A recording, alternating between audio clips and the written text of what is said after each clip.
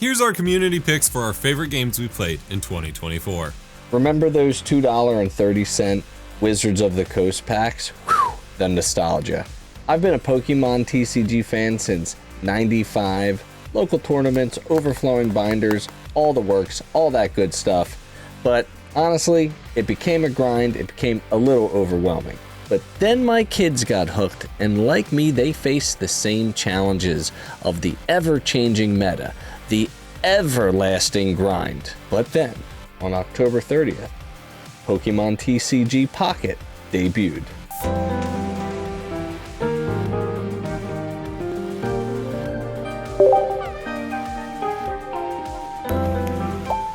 TCG Pocket is my game of the year because it's free to play with daily rewards and a focus on mobile-friendly features. Pocket keeps me coming back.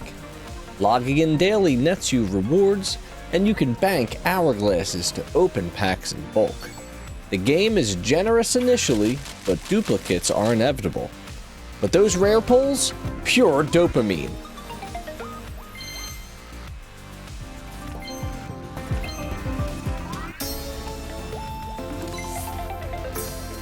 The collection system is fantastic, but you do get many duplicates, but every pack you open gives you pack points, which allows you to target specific cards. Pocket has daily events, challenging solo careers, and competitive battles. The matchmaking is decent, and crafting decks is strategic.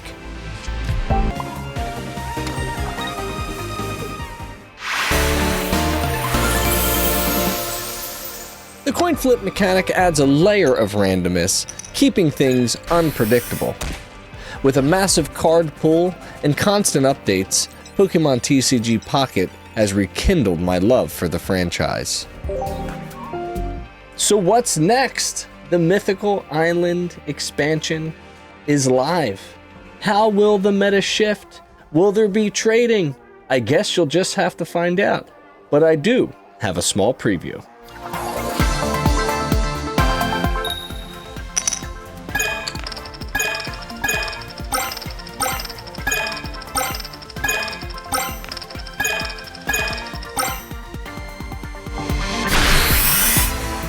Oh, what the f...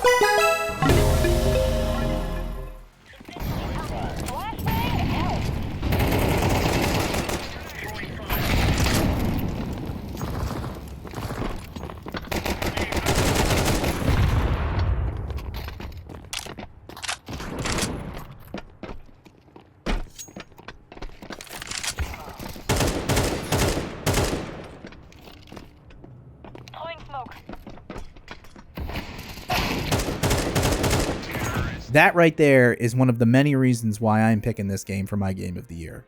I've teased picking this game over the years, but this is the year I'm doing it, and it's because it finally clicked with me.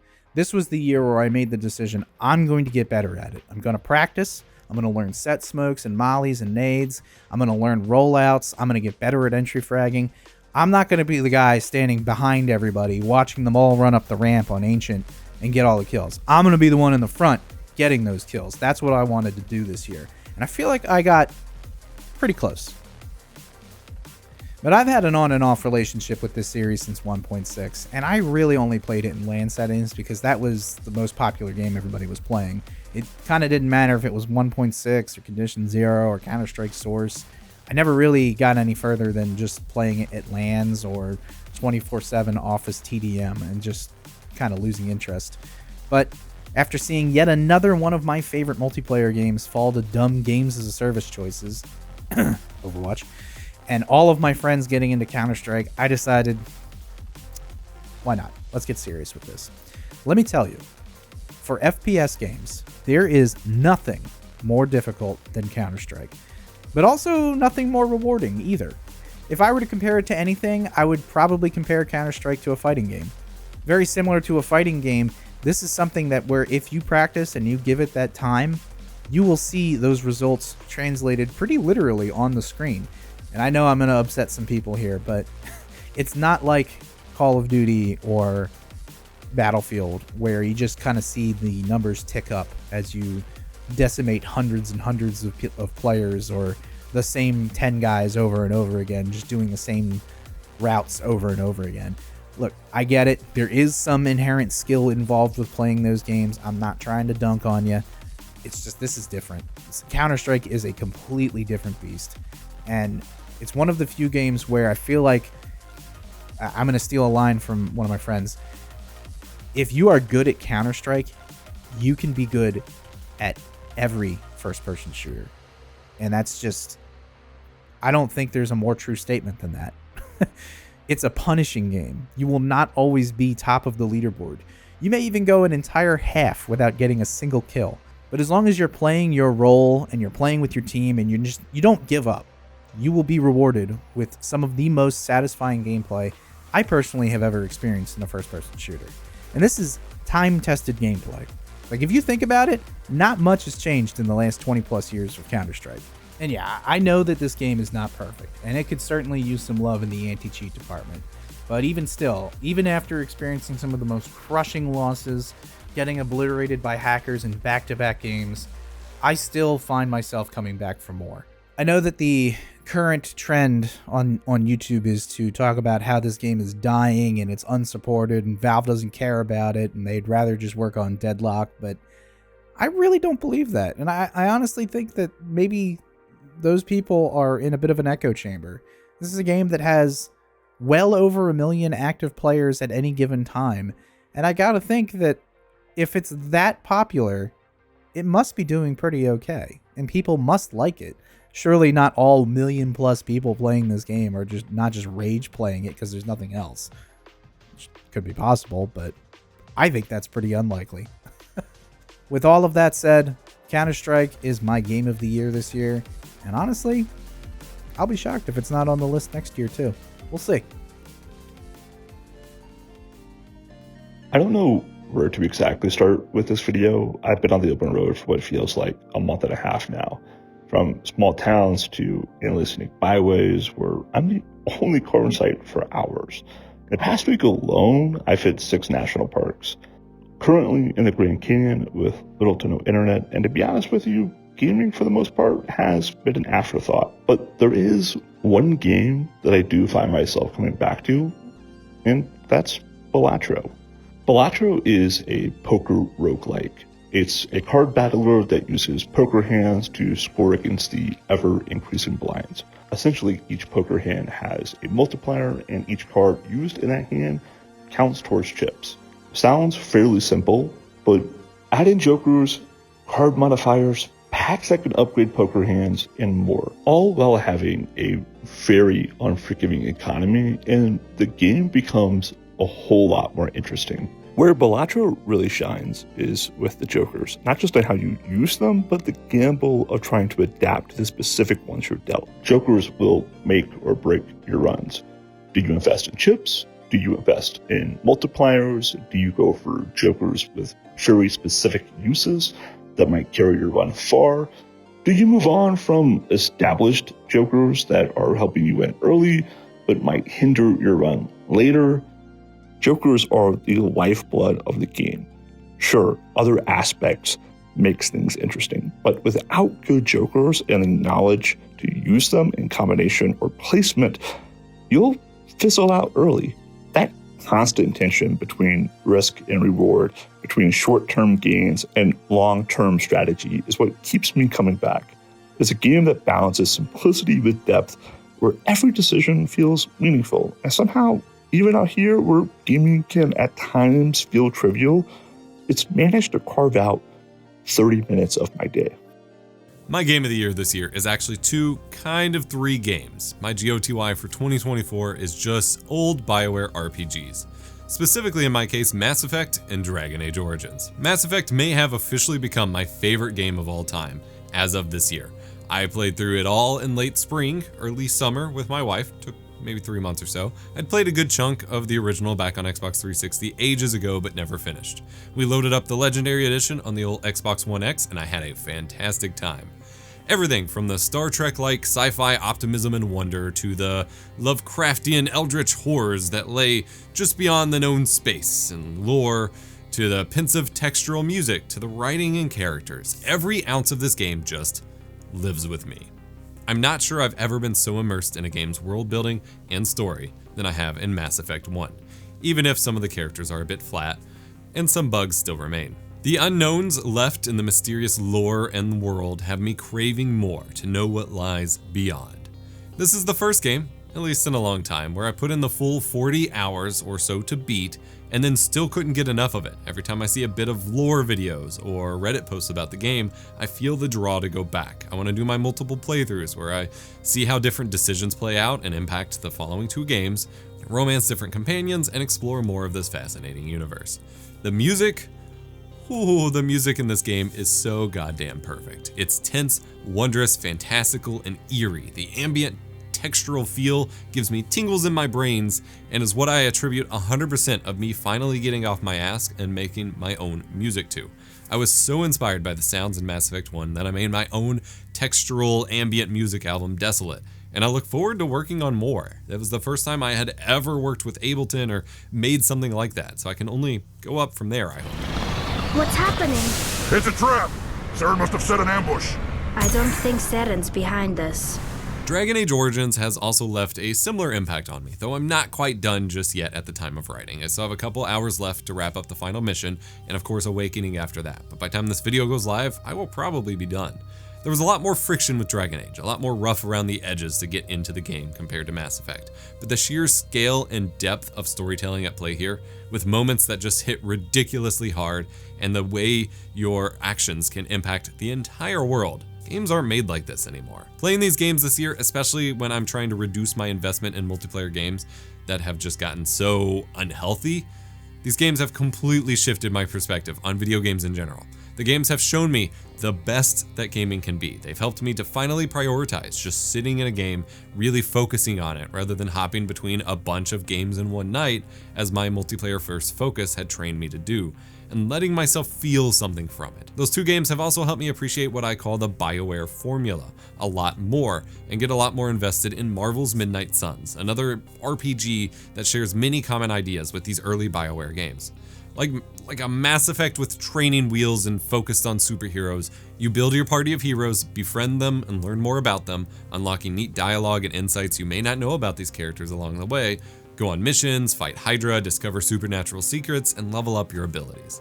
The training wheels come in the day-night cycle, where your mission runs, your research, options to improve your friendship among your companions, and sparring are restricted to daily occurrences, requiring you to sleep in between and restart the flow.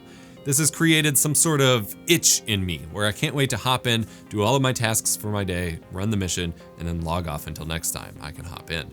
It keeps me coming back for more and more, and I'm way more into the game now than when I started it last year. It's disappointing that BioWare's latest games seem to have lost some of the magic that the old ones have, and that developers seem to completely misunderstand what made their early games great and matter so much to the players who made them legendary games, but I will continue to enjoy these for years to come. Metaphor v Fantasio, the somewhat British JRPG I didn't know I needed. Welcome to the United Kingdom of Ukronia, a medieval fantasy realm that consists of 8 races known as tribes. Racism and discrimination is rife across the nation despite the king's calls for unity, mostly focused on the more furry-based tribes of the nation. Then, one day the king was assassinated in his bed by our posh English pretty boy villain, Luis. The prince, the next in line to the throne, who is thought to be dead by the masses, is actually stricken down with a curse, also from our little pretty boy Luis, and he's hidden in a village far, far away. This is when our story begins. We join Will, our orphaned heterochromia LDR anime protagonist. Together with his fairy sidekick Gallica, they're on a journey to cure the prince and to take his rightful place as leader of Ukronia. Our first step is to infiltrate the military and meet our undercover contact, Grius. After we're accepted into the military... An orphan, too! The army can always use more of those. Our first real challenge occurs. We must queue. Oh, how very civilized and British. However, an uncivilized Rousant rudely tries to break the sacred ritual of the queue. We're introduced to our first friend, Stroll, a young noble of the Clamar tribe. Disaster strikes. Men are screaming, and we catch the first glimpse of the monsters of this world. Human. To save our comrades, we're thrust into battle, and one of our first enemies is a rotten tooth. Oh, come on, Japan, is that what you really think of us? Combat in Metaphor is primarily turn-based using the press turn system. By striking an enemy's weakness, you are rewarded an extra turn, but you can also lose turns if attacks are missed or blocked.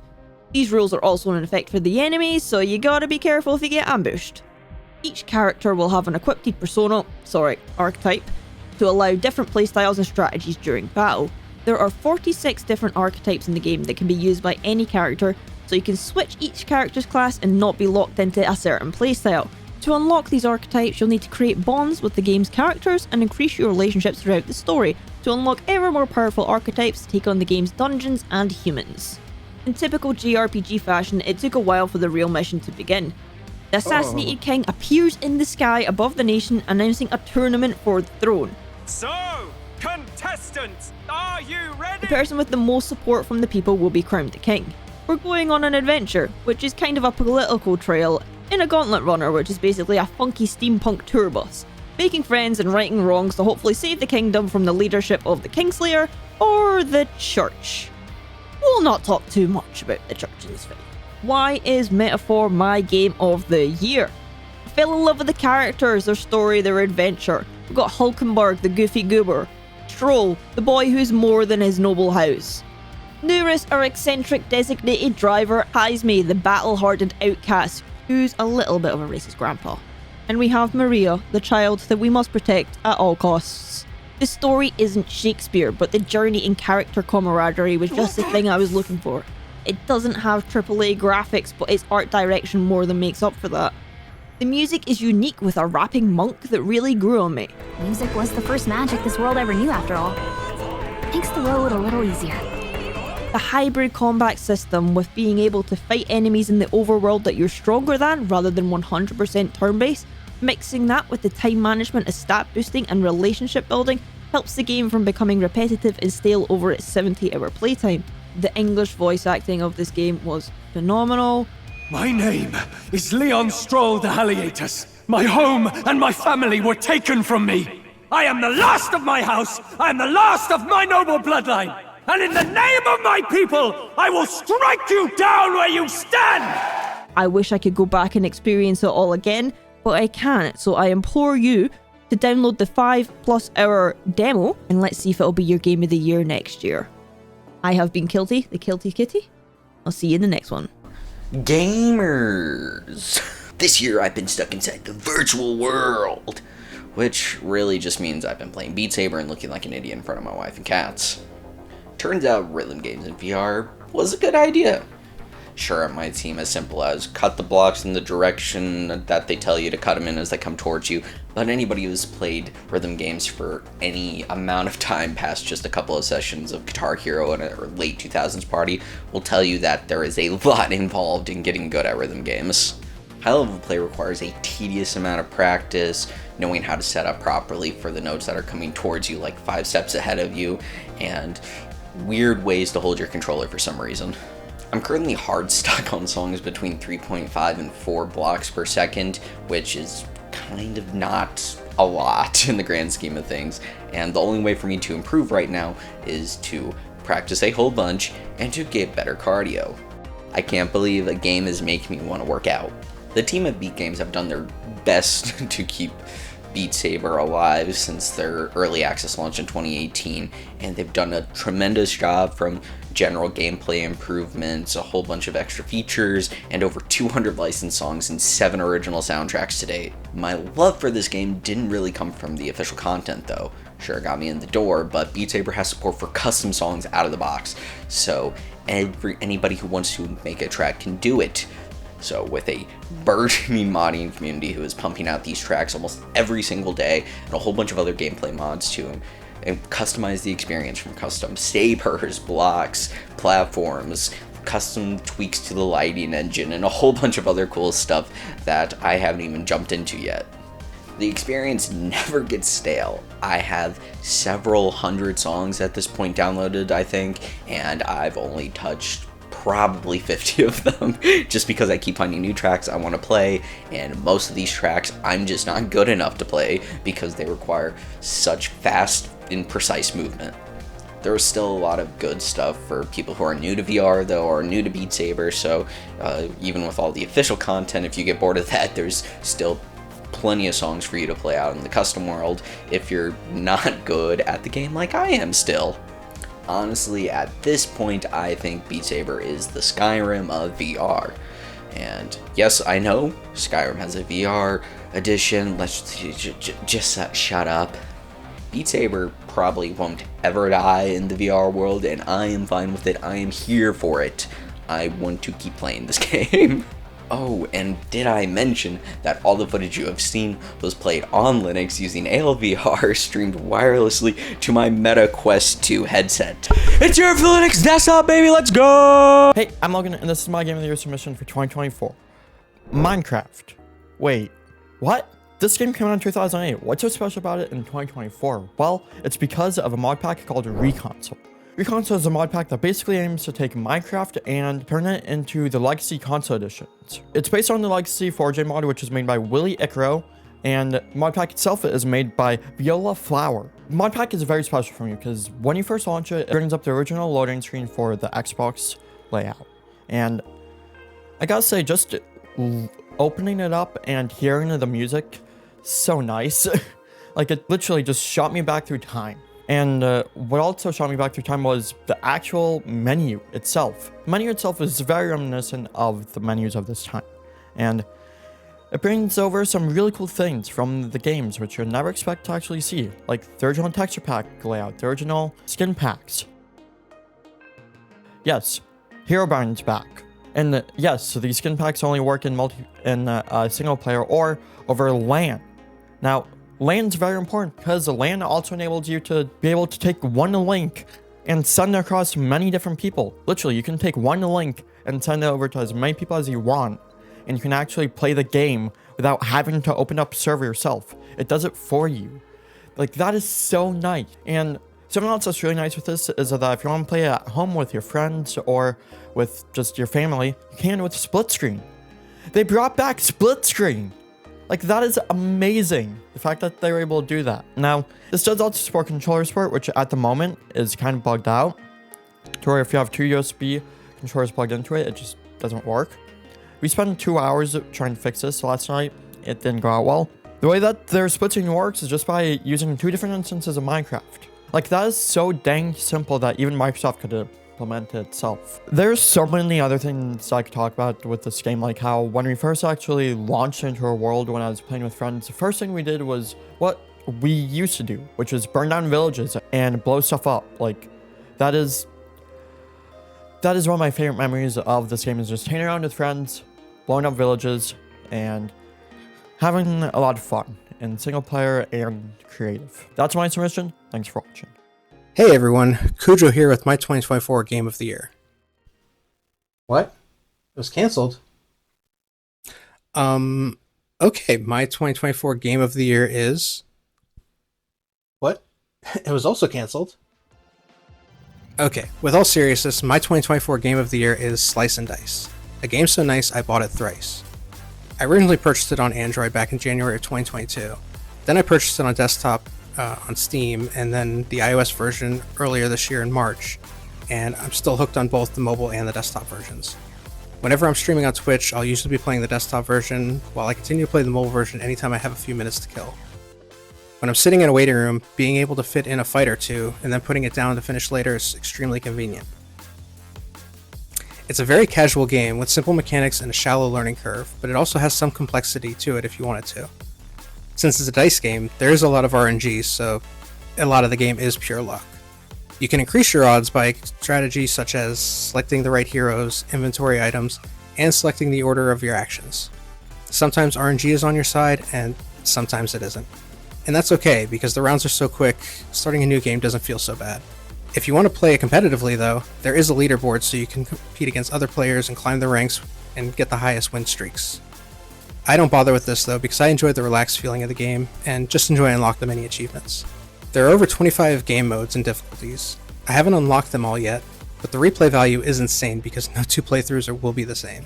I have so many hours into this game at this point because I love the simplicity and because I continue to unlock new features and game modes while the developer keeps putting out regular updates to tweak things and add more features, which keeps it fresh. It has a demo with some gameplay limitations, so you can try it out for yourself on Android, iOS, Steam, or itch.io. And if you like it, the full version is only a few dollars with no microtransactions or DLCs or needing to buy future feature updates. And all of that is why I picked Slice and Dice as my game of the year. Hey party peeps, it's KuJoe. In 2024, we played multiple games, including Final Fantasy VII Rebirth, Astrobot, Lego Horizon, Kingdom Hearts Birth by Sleep, Final Mix, but nothing held my attention like Cyberpunk 2077. I last touched this game back in 2021 when it was only the PS4 version, so being able to play the Ultimate Edition on PS5 made the visuals pop more vibrantly. The open world aesthetic of Night City kept me on my toes as I toured the Neo-style streets, seeking crime reports and tackling gigs for fixers as V faces the risk of their minds being melted from the John Wick. Sorry, I mean Johnny Silverhand. I didn't get to play Phantom Liberty before, so meeting new faces and discovering new endings was a blast and a nightmare. Being able to customize V both visually and technically made it fantastically unique to my style. After finding Johnny's handgun and pairing it with overheat when I wasn't running my stealth pistol made me a menace to society for every challenge and mission I took on. We'll also mention that this is my 69th trophy. Nice! If you are a fan of Blade Runner, Matrix, or the tabletop Cyberpunk, then consider playing 2077 and see what you can discover like I did for my 2024 Game of the Year. Shout out to EposVox and their community for allowing me to join this year, and happy holidays, Chooms. Rain in the fire, rain in the fire. Rain in the fire, rain in the fire. Rain in the, rain in the, rain in the, rain in the fire. Doon doon doon doon doon doon doon. Oh hey, what are you doing over here? My name is DiamondRyce, and Black Ops 6 is my game of the year for 2024. I really did not game as much as I wanted to this year, for various reasons. Adult things, traveling, laziness, watching Formula 1, you get the idea. Taking place 10 years after Black Ops Cold War, we are playing a new character named Case, with newcomers Marshall and Jane, alongside fan favorites Woods and Adler. You won't see Mason and Hudson unfortunately, because the flashback missions in Black Ops 2 take place here before BO6, hence why Woods is relegated to the wheelchair. There is a mole in the CIA as we see Adler kill Marshall's objective at the end of the first mission. In their search about this mysterious Pantheon force and their bioweapon called the Cradle, you end up to one of my favorite missions of the campaign, Emergence. Getting some real Resident Evil scare tactics here, but all I gotta say is, mannequins. Giving a special shout out to the Casino Heist mission as well, giving that Ocean's 11 vibe of thievery. Or rather, Ocean's 5 in this case. As someone who doesn't play current zombies, I was pleasantly surprised how different and cool this iteration was, with guided modes to help players like myself go through the zombie story without too much difficulty. Say skill issue all you want, but I wanted to know the story. Speaking of skill issues, rank play is back, and playing 4v4 is still the way to go in this current era of COD since Modern Warfare 2019. Everything is unlocked from the start. It's all about winning and playing like the pros.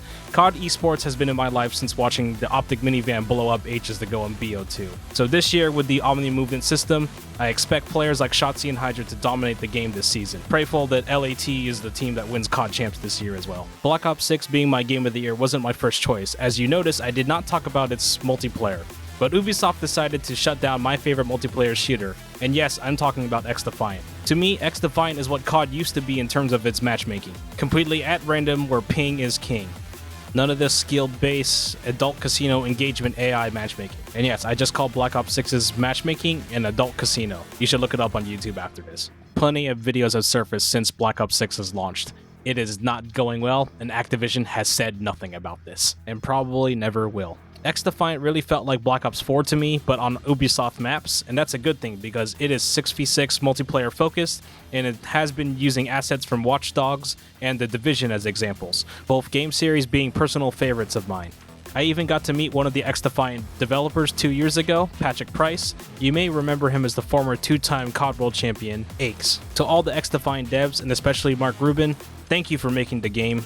Your hard work is not unnoticed, and Ubisoft, you should be ashamed for your terrible live service game mismanagement. On that note, Rain in the Fire was produced by Jack Wall, who is a staple in the Black Ops series soundtracks, and narrowly lost out to the infamous Black Ops 2 Adrenaline theme, to me at least. It was close, but Black Ops 2 edged it out. My parting thought, do not pay full price for Black Ops 6 and use a VPN to combat COD's engagement optimized matchmaking. And I will continue to play zombies and rank play because general 6v6 multiplayer has been terrible. Cheers to Black Ops 6, my game of the year for 2024. Put this to bed.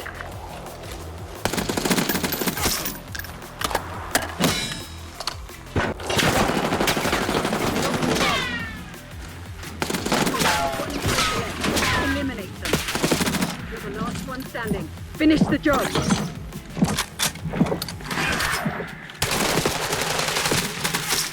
Oh my god. Hey guys, Turtle here, back again with another Game of the Year video. This year I'm really excited for my Game of the Year pick. Before I dive into why I consider Vampire Survivors my Game of the Year, I want to give a quick shout out to two other games I played, thoroughly enjoyed this year. Mouthwashing and Silent Hill 2 Remake. Both of these titles were absolute gems, were fantastic experiences. So if you haven't checked them out, I highly recommend you do so. Now let's get into my Game of the Year. For those who might not know, Vampire Survivors is an action-adventure roguelite that really brings something special to the genre, and created its own. It's not just about mindless action, builds on meta progression beautifully. You have a huge selection of characters, each with their unique weaknesses and strengths, tons of varied levels to explore, secrets to find, and an addictive soundtrack that has you cat jamming to every song. Those of you that know me know I spend a lot of my time playing this game and I really love it. I bought it the week it came out, and that same week I gifted at least 10 copies of the game to my friends, because I loved it so much and wanted to allow others to give it a chance, since it was a small indie game at the time. My, how far the game has come since then. The game's pixel art is stellar, with each enemy designed creatively, but each enemy provides a distinct challenge as well, making them all pretty memorable. You'll find yourself enjoying the elegantly crafted pixel art and sound effects. Everything blends together to create a deeply immersive gaming experience that just feels so right. This year, and even during the previous years, Vampire Survivors fans have been treated very well. A recent move to Unity Engine has really expanded the game's possibilities, allowing for ports to consoles like the PS4, Xbox One, etc., and mobile devices, which means more people are playing the game than ever before. Plus, we've been graced with major updates and quality of life improvements that have really elevated the gameplay experience and provided stellar quality of life updates. As an example, let's talk about the Castlevania DLC that just released this year. It might sound like a small addition since it only added one level, but that level, oh man, it's the biggest one yet. It's packed with replay value, filled to the brim with challenges and secrets to keep the gameplay fresh, and not to mention it also added several characters from the Castlevania franchise, each their own unique weapons and abilities that can change up the playstyle. One thing that makes it easy to recommend Vampire Survivors is accessibility. It's Steam Deck verified and runs on Windows, Mac, and Linux, allowing players from all backgrounds to jump right into the action. Whether you prefer playing with a controller or mouse and keyboard, the game supports both. And if you speak a different language, you'll be happy to know it supports a ton of languages, making it inclusive for pretty much everybody. So to wrap things up, Vampire Survivors has taken the gaming community by storm for all the right reasons. The combination of addictive gameplay, charming graphics, continuous support from the developers, it makes it deserving of the Game of the Year title, in my opinion. If you haven't experienced Vampire Survivors yet, grab it, dive in, and prepare for gaming bliss that enthralls and enchants. Thanks for listening, everybody. Let me know in the comments if you know of any good roguelikes you think I should check out. Until next year, I hope you all have a happy holidays and a great new year. If you don't celebrate, then happy December. Thanks for having me back in another Game of the Year video, and I will see you guys next year. So my pick for Game of the Year is, as is tradition with my picks for some reason, an incredible game that everyone agrees is amazing, and you've probably already played it or at least heard enough about it to get you interested in playing it. And so what is there to say about it? But at the same time, I think it's important to call out when a developer makes a project that you can feel their passion through the game rather than around the game, right? Like, so many developers will get up on stage and promise like innovative new gameplay that's going to blow your mind, and then you play the game and it's like, yeah, I've played this before, it's not that innovative.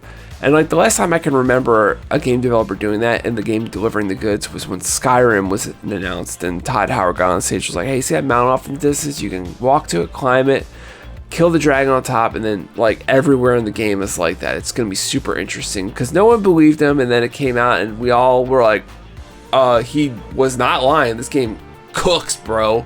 And you know, we're still playing like that 13th re-release of Skyrim all these years later like it's a brand new game.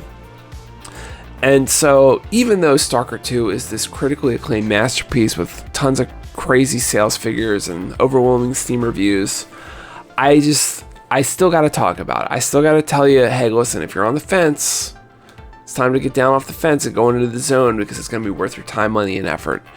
And the thing about it that I think is the key selling point here is, like I said, you can feel the passion through the game rather than around the game from the developers. But the way that's expressed is so incredible, because if you take a second to just kind of like sit in the game and look. Much like Skyrim, which is, I feel like it adheres to the Skyrim principle of you see a thing in the distance, you walk to, it's going to be interesting to do. That game has this. You will just be walking around and be like, dude, that bus stop has like a mosaic, like beautiful mosaic art piece, and it's like the 10th one I've seen like that in this game so far. Why is that even there? It's there because the developers are trying that hard to convince you it was worth the effort of making that bus stop unique to immerse you in the world and make you feel like it's a believable place. And everywhere in the game is like that. Everywhere in the game feels handcrafted and built with intent. And the intent is to make you feel like you belong in the game, exploring it. And they nailed it, dude. They fucking nailed it. So not only did they make it in an active conflict, like the developers fled a war to finish this game. Not only is it the previous 3 games maps combined into one mega map that is just absolutely astronomical in scale, they covered the entire map in photorealistic, beautiful things to look at and just incredible places to visit. And they cooked, dude. This is one of those games where if you want to talk about the history of games with any sort of competence, you're going to have played it at some point in your life to some extent. And I'm talking like games like Dark Souls, BioShock, Skyrim, Deus Ex, Stalker 2. And yeah, I don't know what else to say. It is so rare that a game developer promises innovation and actually delivers, especially now when innovation is battle passes that don't have a timed expiration date. Oh, dude, I get to play with the DLC I paid for, even if I didn't play fast enough to unlock it before it just went poof into the ether. Innovation.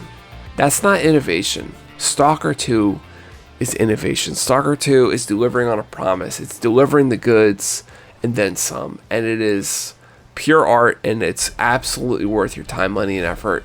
So you need to check it out, and it's my game of the year. Thank you for watching. Thanks to everyone who participated. Let us know your thoughts on your favorite games of 2024 in the comments below.